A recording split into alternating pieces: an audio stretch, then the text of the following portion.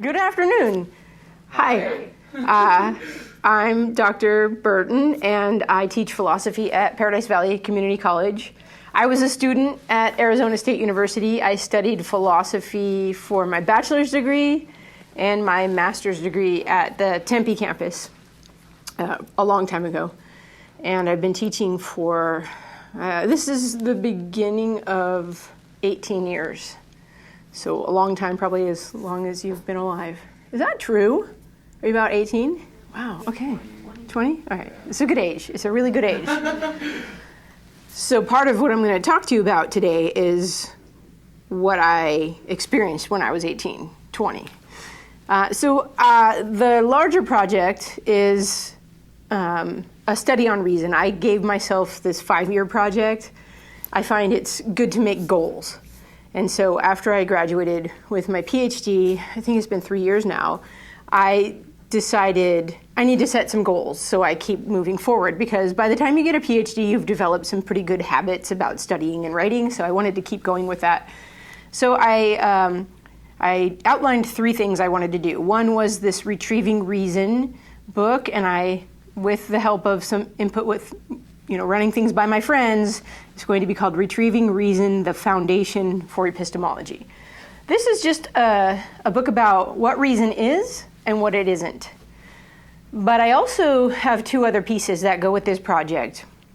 The second piece is going to be a kind of historic study of what other philosophers have meant by reason.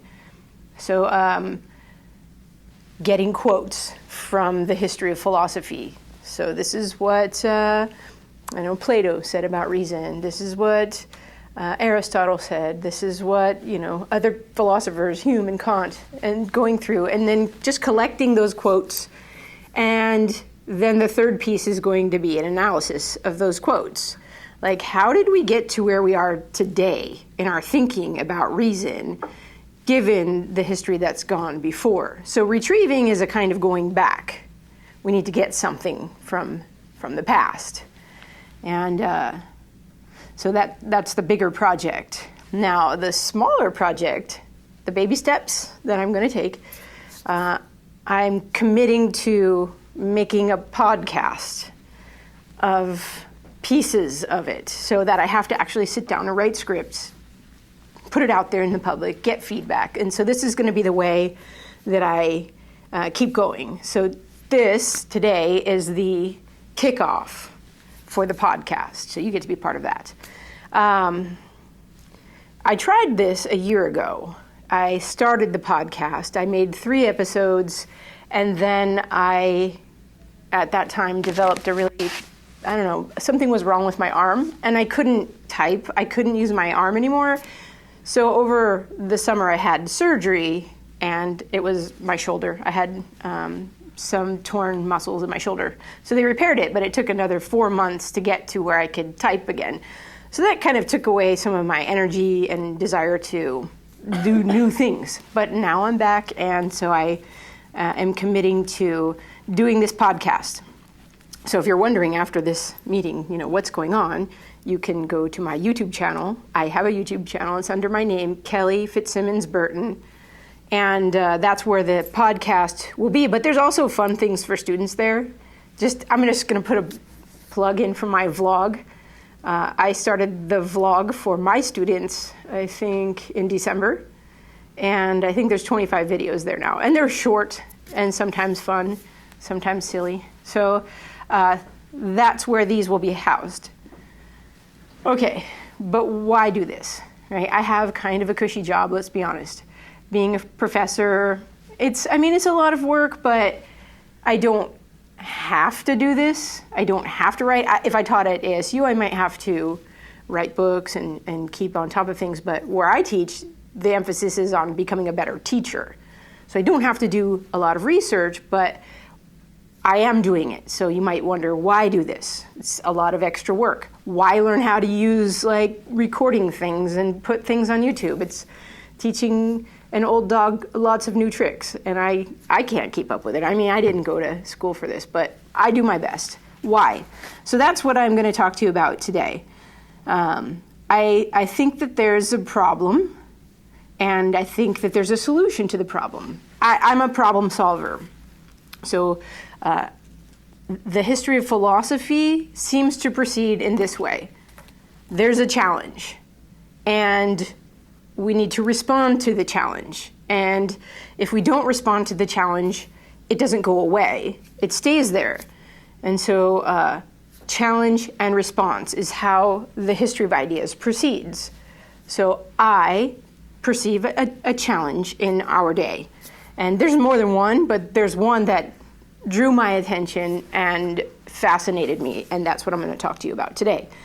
When I was a student, when I was, 18, 19, I just assumed that we couldn't have knowledge. Nobody can really be certain about anything. And I guess I was just born into that. I don't remember ever hearing that explicitly taught to me, but it was in the air that I breathed. You can't really be sure about anything. I ended up taking a Philosophy 101 class where I received the Reason handout. I don't know if you know the Reason handout, but this was the best handout I've ever received in my entire life. And I still use it with my students. I give it to them. I tell them, this is the best handout you're ever going to get. And if you think there's a better one, bring it to me, show it to me, I'll give you money, because this is the best. And it was the best because it gave me hope that we could have knowledge. It was a one-sided handout. I wish I brought a copy of it. I'll show you a picture. I took a picture the other day. It has 3 little pieces. The first piece, what is reason? It's just a little paragraph, less than a paragraph. Bullet points. What do we do with reason? And how is reason a part of our nature? When I was exposed to reason through this handout, it was eye-opening. It was world-opening. I was like, wow, maybe we really could know things. And I had some hope at that point. And so this handout I received from my professor, Surendra Gangadine, and he also wrote a book, I think it was published about 10 years ago now, Philosophical Foundation, a Critical Analysis of Basic Belief. You know this book? I own this book. You own this book. Well, in that book, he opens it up a little bit more about reason. And so this project is sort of my 25 years of thinking about the handout and the book and applying it to the problem of skepticism and fideism. So it's kind of like a commentary. This is not material I came up with, but it's a way that I'm putting it together, hopefully to help my students and help young people who are struggling with the same thing I struggled with. So I went to ASU after I got the Reason handout at community college, and I was a philosophy major, and the consistent message that I got was nobody can really know for sure. You can't really have certainty. This was coming from my professors. I took a class called Skepticism, and it was just so, it was a challenge to me personally. You're a brain in a vat, and you're being, stimulated by an evil scientist. You don't know anything. I'm like, great. I'm just a brain in the vat, and I can't know anything. So I wanted to overcome this challenge, and I always had that Reason handout with me. I was like, the Reason handout says we could know, and it seems like Socrates seems to think we could know. He was pursuing it. He died for it. It seems like that's what philosophy's about, knowing things. But I had this other message, we can't really know. So what do you do with that? My professors at ASU seemed to recognize I was struggling with this question, and they suggested that I read Alvin Plantinga. Do you guys know Plantinga? Don't worry about it. I'll help you with Plantinga if you need. They suggested, well, this guy is a Christian philosopher who's dealt with the problems that we're talking about, and maybe you'll find a solution in his works. So when I did my master's degree, I spent 3 years reading his works and trying to find an answer to skepticism. I didn't find it there. I found a religious version, fideism. We can't really know for sure, but you just got to believe anyway. And it's because I think if you're consistent with skepticism, you realize that there is no meaning in the world. We invent meaning, and it's a fiction. I mean, we're making it up. You could live comfortably in a fiction, but when you realize, oh, this isn't true, it's kind of uncomfortable. And fideism says, yeah, that's where it leads, so we need to believe in something, even if we can't know it for sure. I wasn't comfortable with that. I wanted to know. And I thought this was what philosophy was about. So I did my master's thesis on Alvin Plantinga. I have to say Plantinga has done a lot of good work, but maybe not with giving us a kind of sureness, certainty about basic things like, does God exist or not? What is the good life? Those were the kinds of questions I wanted to answer. And I thought that there were answers out there. I just wasn't finding them in the academy. So that was my personal problem, and so maybe it's just a personal problem, right? Maybe other people don't have this problem. But I started to see, no, it's not just me, it's a huge problem. It's a problem. Skepticism is affecting all of society. And so let me give you a bigger picture, besides just, Dr. Burton's hang-ups. The two institutions of culture that are involved in teaching truth, the academy on one hand and the church on the other hand, are both saying we can't have truth. And if they're teaching everybody, and they're teaching people who are going into the professions, then that permeates all of culture. Everybody gets that view that we can't know. And if we can't know, then we're left on our own to do our own thing. What's good for you is good for you. What's good for me is good for me. How can we be united if all we have is our own thing? We're all isolated little pieces that are not united in any meaningful sense. So this is, I think, the larger problem of skepticism.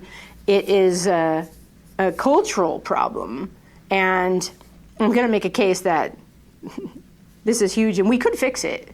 But I have to make the case first. So here's examples of this problem as I see it. I tell my students that everything is broken. Now, one class was like, no, that's not true. And I was like, okay, let me try to show you what I mean. Everything is broken in terms of the institutions of culture. Think about the family. Is the family, in general, broken? Think about the economy. Not the economy like today, because the stock market's probably pretty good right now, but I'm talking about these larger discussions about whether we should head in the way of socialism or should we be capitalists, and how does this work out in terms of taking care of people who are, the lower, the 99%. We have the 1% and the 99%, and these people are, we fight over these things. Economics is broken. Think about politics. This is such a badly divided area right now. It's broken. It's almost paralyzed right now. Think of the religious institutions. We're badly divided. I think people are turning away from religion because it's so divided. We don't even know what to believe. Think of the university. You're in the university. I don't know if you've noticed this, but there's problems with the university. It's kind of broken. And I don't know, part of it is even free speech and how we talk to each other on college campuses. It seems to be we have a difficulty communicating, and we have a difficulty with bureaucracy taking over. It's so expensive to go to school now. Why is everyone strapped with student loan debt? So this is broken. I told my friend the other day that I wouldn't be surprised if I saw the collapse of the university in my day. Now, that could be me just having some, cynicism, which goes with skepticism. Cynicism is kind of hopelessness. But I wouldn't be surprised. And I think what will happen is entrepreneurs will find a way to educate people. We'll still do it. It just won't be in the same way. That's a different talk, though. So I'm just trying to show that everything is broken. And what I mean by everything is the institutions of culture. And if the institutions are broken, then culture's kind of suffering. Everyone that lives in that society is suffering. And I don't think it's just in the United States. I think it's everywhere. And we're kind of a global community now. We can see what's happening in other countries. I think other countries are also struggling with this skepticism. And I think skepticism is at the heart of this problem. We can't be united because we can't agree with one another, because we can't know together. One more piece to kind of make the case is that we can hardly understand our fellow human beings sometimes. I'll give you an example. I sometimes turn on the news, and it's often a painful experience to me because I see there are different narratives. I'll just say there's two main narratives, the left and the right, and they're using the same words, and they mean radically different things by those words. We can't understand each other. We can't even come to say, yeah, that word means that. So I call this semanticide in my book, and I got this from a guy named Thomas Sawes, who uses the word, and it's the murder of language. And I noticed that word because I feel like one of the things that happens, maybe this is deeply connected to skepticism, is that we empty words of meaning and things become meaningless. We use words over and over and over again, but they don't mean anything anymore. So semanticide is really a bad thing. And I also talk about in my book, Retrieving Knowledge, that the way to overcome semanticide is through this idea of the rectification of names. This is a Confucian idea. The rectification of names is where you properly identify things and you name them according to what they are. Identifying and distinguishing. And these Confucian philosophers thought that this is the job of philosophers, to guard the meaning of words. And I'm pretty sure this is what Socrates was involved in when he's asking these kinds of questions. Oh, you politicians, you talk about justice. What is justice? Properly identify it, because you're using the word and the way you're using it doesn't seem to be meaningful. So we need to get back to that, and that's going to be part of my project. The rectification of names is going to be kind of a method, naming things appropriately, A is A, and it's also going to be a kind of retrieval. We're going to go back and say, hey, what is reason? Can we do a rectification of the name reason? Because we use that word all the time, but we've kind of emptied that word of meaning. So we need to get back to the meaning of reason. Okay, that's my project. So the problem, skepticism and fideism, and how they have impacted us globally, I'll just say. And we're trying to have a global culture. It's not going to work without some common basis. All right, but what's the solution? This is maybe where it gets a little dicey, right? How do you solve this scale of a problem? It's a global, huge, foundational problem. Okay, I think two things. One, we have to understand what we mean by reason, and I'm going to assert that some things are clear to reason. So this idea of clarity, some things are clear to reason, is going to be a key piece. And if it's clear to all reasoners. And this gets to our capacity to understand as human beings. We have this capacity, maybe we exercise the capacity to different levels, at different levels, but we all have the capacity. And so if we wanted to see what is clear, we could, because we have the capacity.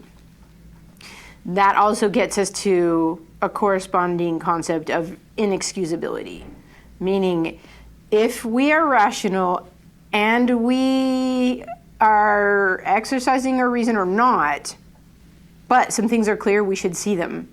So you're a rational being, you should see what is clear. And I think we do think this is the case because we have something we'll call the ethics of belief. The ethics of belief is that when we make claims to each other, when we say, I believe this, we expect one another to back it up. We can say, prove it. And there's a philosopher named W.K. Clifford, and he says at the end of his essay, The Ethics of Belief, he says it's wrong always, everywhere, for anyone to believe anything without sufficient evidence. And I think that's it's a huge universal claim, and sometimes I'm like, oh, there's something wrong with this, statement, but I think in general we do expect that. If you're going to make a judgment, you should be willing to back it up, and it should be true. And if it's true, then it should be knowable, right? So if it's something we can't know, if nothing is clear, then we can't hold one another responsible. We lose accountability. And maybe that's what we're seeing. We can't hold people accountable anymore because we don't have access to what's true and false. So, two pieces to the solution. Some things are clear, and I'll talk more about that in a minute. And there's no excuse for not seeing what is clear if you have the capacity to see what is clear. And we do, because we're rational beings. All right. Another piece to the solution is we have to recognize there's a problem, right? Recognize that we have a problem, and in doing that, we also have to recognize that the way we've been addressing the problem isn't really working. That definition of insanity is trying the same thing over and over and expecting a different result. I think that might be what we're doing in philosophy. We keep coming up with these same weird thought problems, ways of addressing issues, and we're not really finding a solution because we aren't seeing the assumptions. We aren't going deep enough, and we need to dig deeper. So part of my project, you can see I use the word foundation. I have in mind, there's a ground, and you put the foundation on the ground, and sometimes the ground needs to be really solid, and I'm not sure we're building on a solid ground. So I'm using that as an analogy. The foundation is an analogy for building something. We're going to build a civilization. We're going to build culture. It's got to be on really solid ground. So we might have to dig deeper, and this is where a deeper understanding of what reason is going to come in. So it's something old, retrieving, and it's something new, digging deeper to make it more solid. And part of the solution is that we can't fall back into skepticism, and we can't retreat into fideism, because those are like our little safe zones where we're like, oh, it's comfortable over here in my fideism, I'm going to stay here and protect myself. No, we're going to have to go, you know what, there's a problem, and we have to face that problem head on, or it's not going to go away. And yeah, when I talk about the audience, I'm going to come back to that there's a debt. The problem is like a debt, and we're just passing it on to the next generation. All right, so I've talked about the problem. I'm suggesting a solution that is clear to reason. Some things are clear to reason. I'm going to say the things that are basic in philosophy, whether God exists or not, what a human being is, what is good for a human, what is evil for a human. Those things should be clear to reason. And we have to dig deeper to get to answers. Okay, what is the goal of doing this, though? I mean, why? I'm like halfway through life, I think. Seems like I am. So why spend time doing this? Here's why. Because we need the good. Have you talked about the good in your classes yet? The good. I love to taunt people with the good. Now today I'm actually going to talk about the good, because I think the good is knowledge. And if skepticism says we can't have knowledge, then they're saying you can't have the good. But it's not just knowledge simpliciter. It's knowledge of the nature of reality, all of reality, its interconnectedness, and of ultimate reality, its origin. This is what the first philosophers were after. They wanted to know, this world is knowable, it's understandable. Why? And what's the origin of this order in the world? Where did it come from? And why can we name things? Why is there the study of everything? Ology, like biology, sociology, anthropology, epistemology. What is this ology? They called it the logos. And the logos was this order in the world that they recognized. Order in ourselves. We are rational. That's our logos. And our logos fits the logos of the world. And they were like mind blown by this idea. But knowledge of that is what we need, and it's what gives us meaning. So the good as this kind of knowledge, I'm going to make a few points about it. It's continuing. This knowledge is in this lifetime while we live here. It will continue after we're gone. And I'm going to suggest you take it with you when you go. It's continuing. Knowledge is something that continues. I'll let you ponder. What does she mean by that? You can ask later. Knowledge, there's knowledge of the world and its origin is comprehensive. It covers everything. Everything, including evil. There's knowledge of evil deepens the good. And it's central. The good is central in terms of our lives. It's the source of meaning. It's the source of making choices and decisions. It's the center of our, it's what gives us purpose as individuals. But it's also central to these institutions I've spoken of. The institutions of culture need knowledge and understanding as well. I think they're broken because we've lost knowledge. We don't have knowledge of the purpose and goal of these institutions.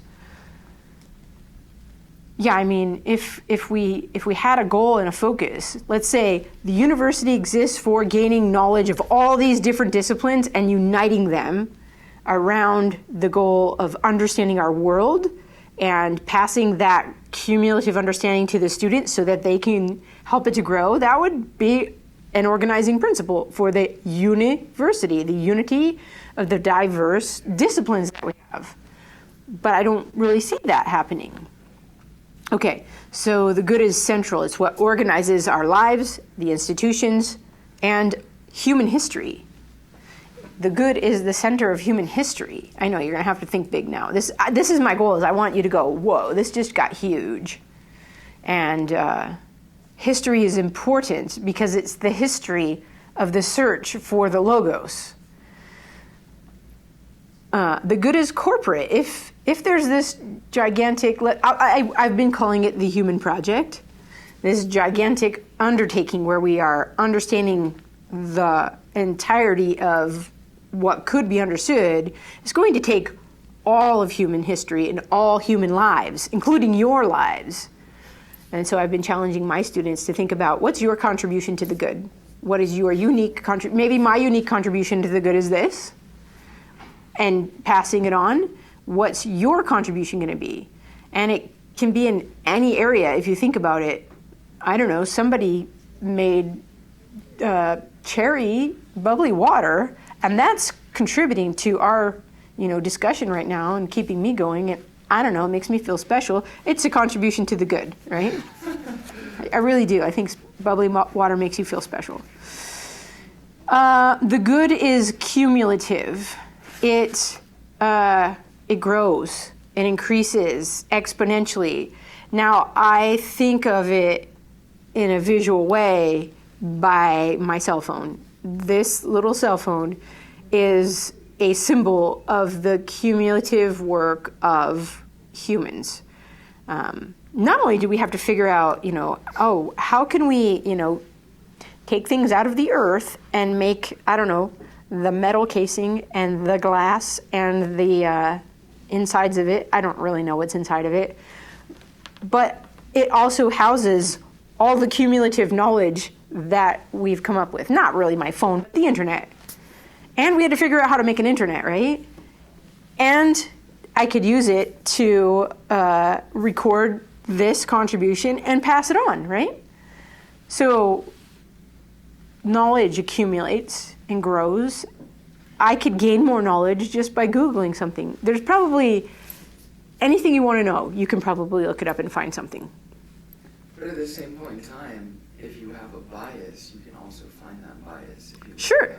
That's why we need to use reason. We need to figure out what is reason and how can we use it.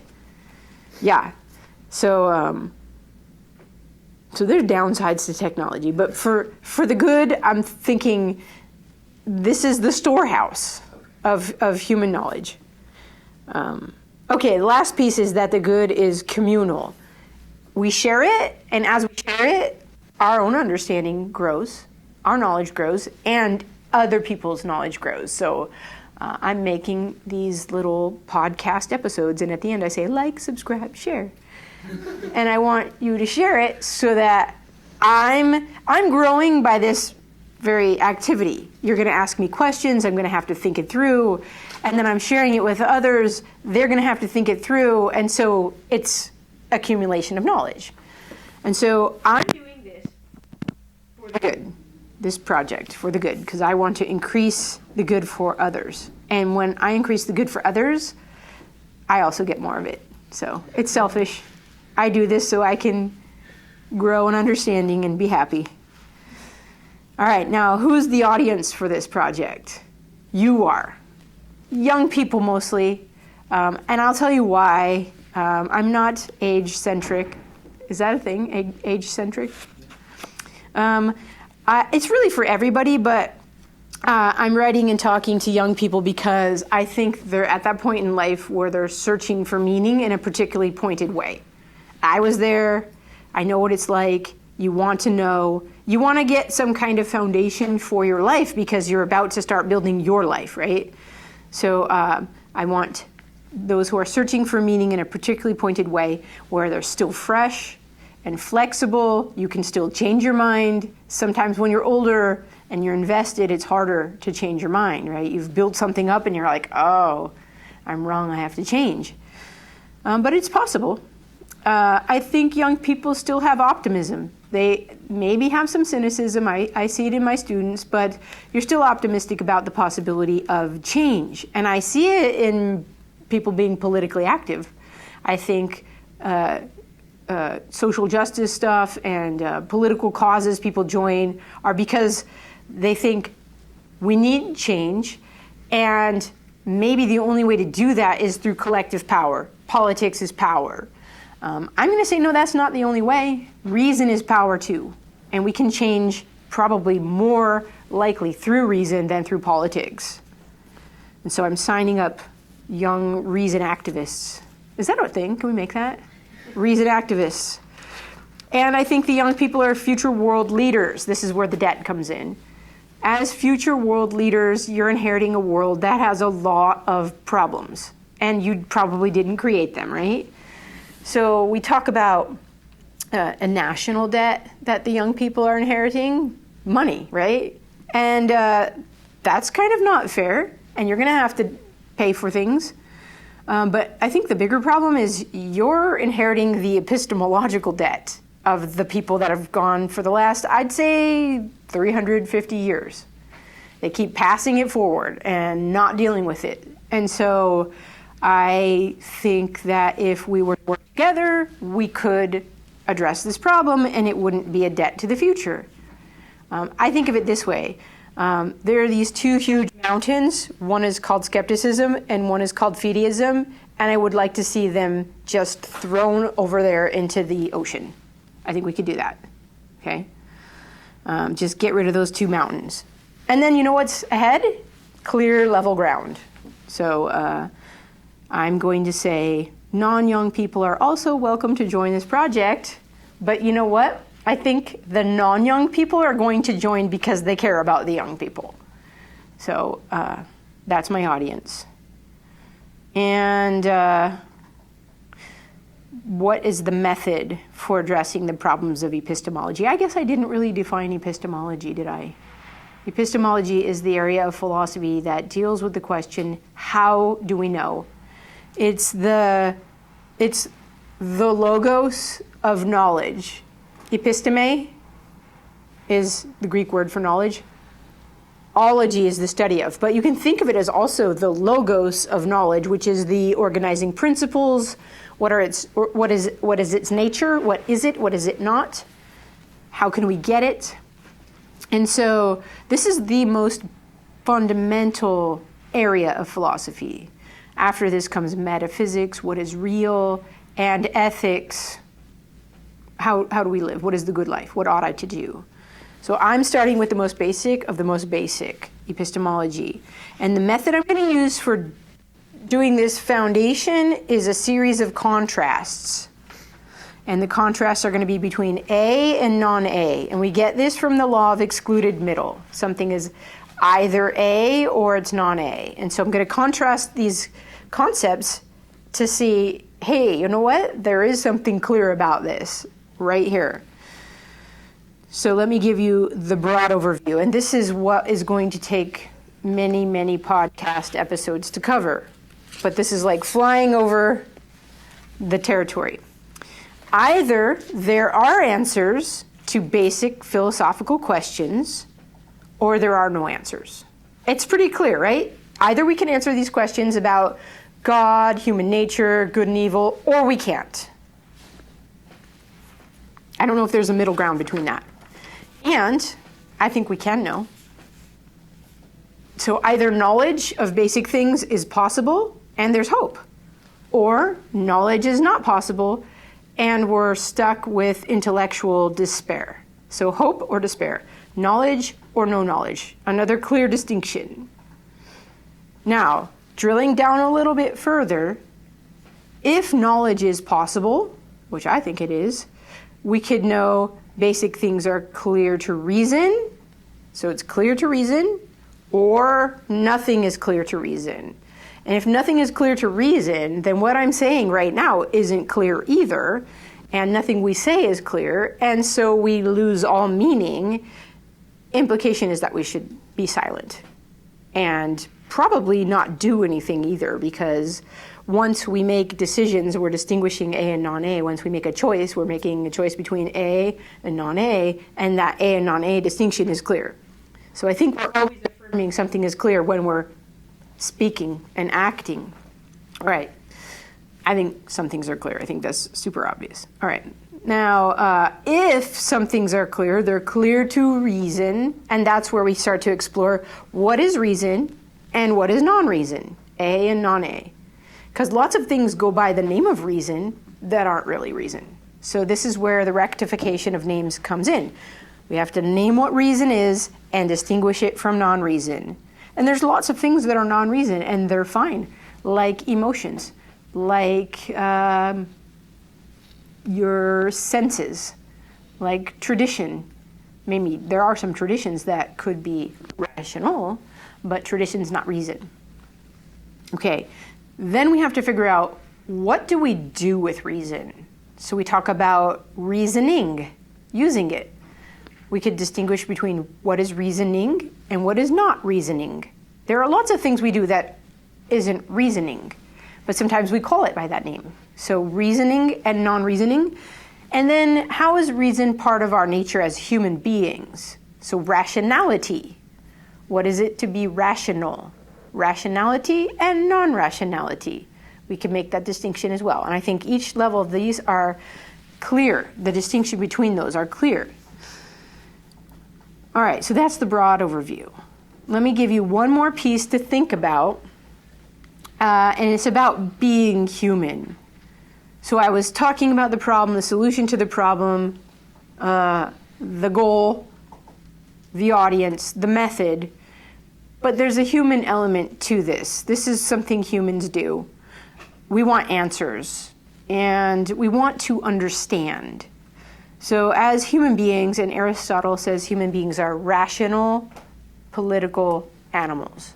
As rational, we're thinkers, and as political, we live in communities. We need other human beings. And as animals, we have bodies, we have sensations, And the rational is the most basic. That's the part that rules over ourselves, our bodies. I mean, I'm hungry right now, but I'm not like running out to get food. I'm like, hey, self, food for later. The talk is now. And the political should be ruled by the rational. So reason rules in human beings. And humans have questions, basic questions, and we want answers to basic questions. Like I've been mentioning, is there a God or not? What is human nature? What is good? What is evil? These are very human questions that it's odd to not have those questions. Like if you come across a person who didn't have those questions, that would be odd. And maybe once you raise the question, they go, oh yeah, I guess I should have thought about that. All right, we're human beings with human questions. We have a human nature.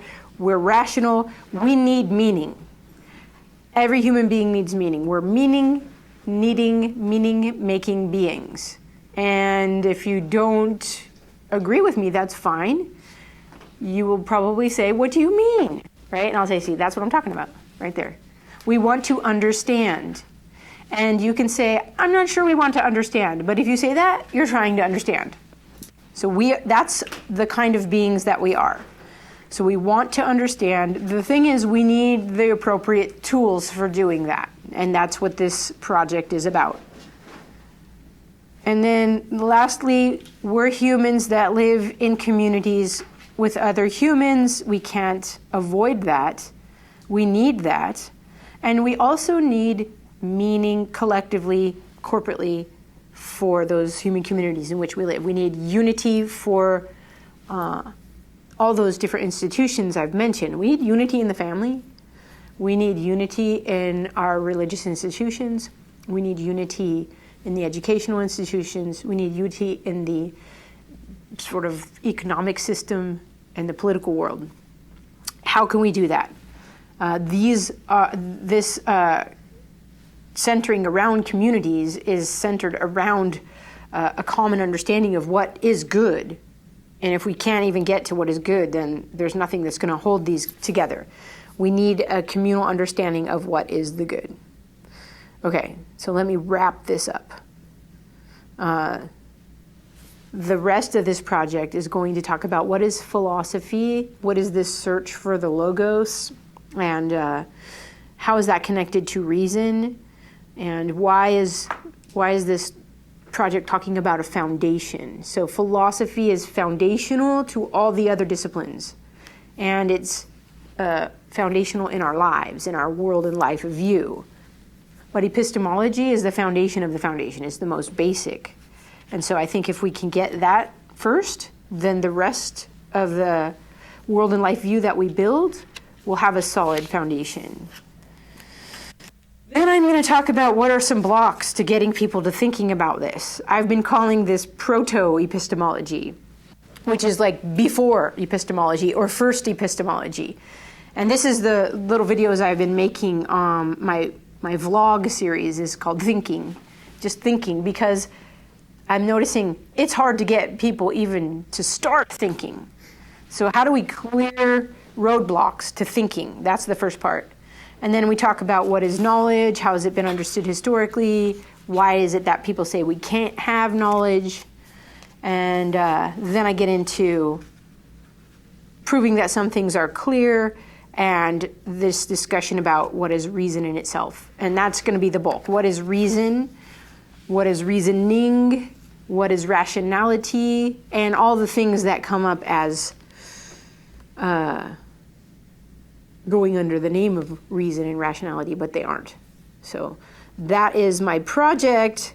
And then I end with a discussion about hope and the contrast with despair, and that maybe there's suffering in the world because we don't use reason as we ought to. So suffering could be a motivator for seeking the good. And yeah, that's where I end. Seek and you shall find. How about that?